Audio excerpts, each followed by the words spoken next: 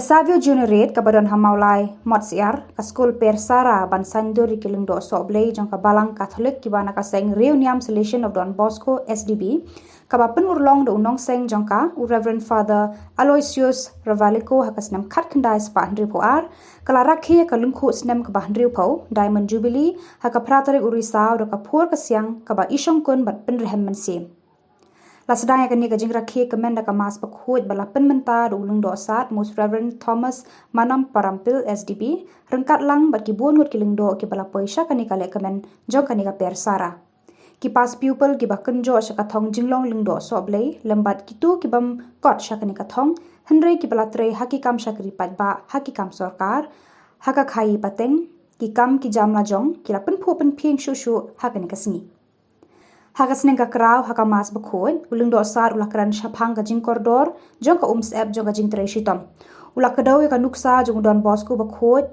ula minor top haka jing jong u yau Jesu Kris ka Maria nang rapi Kristan bar di kisamna ki ba shang makia na ka dau ka jingduk jing kurdu pat na ka jingling shop jong ka Industrial Revolution hari Europe bar ka perthei baro ka we ula kentui ki khon jong Don Bosco haka ne ka jok bakin phaidien sheki mati jong uni unong elam bakrau jong kisamna Hakan ni kasngi lali buram ya baro ki riu krau ki bala beten lenti ya ki long din na kan ni ka per Sara da ki jingruai jingshat pada kaput katem bala pen kende ya ki mensim bat jingmut jing perkhat jing gitu ki bala wan ban shimenta ya kan ni kasngi bakrau la pen kut ya kan ni kasngi krau da ka jingya bam jasngi kum shiying shisam hakan ni kasngi ban pen kan mau Ulit Archbishop Dominic Jala ulayat lengba hagi thamnyang jaga Savio Juniorate men ba udang pen kre ya ki jing puli lengdo soblei jong u who worked.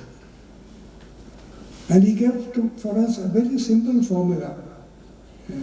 Work and temperance. Temperance may look very mysterious and all.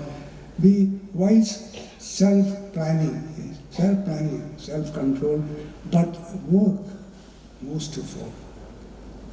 As young students, we need to study. There is a tough part of our work. Studying can be tough. There are times when it is very tough, it is true, but that is only part of our work. There are times when our work is very enjoyable. When we move on with diligence with our work, we begin to enjoy it. Whatever be the work.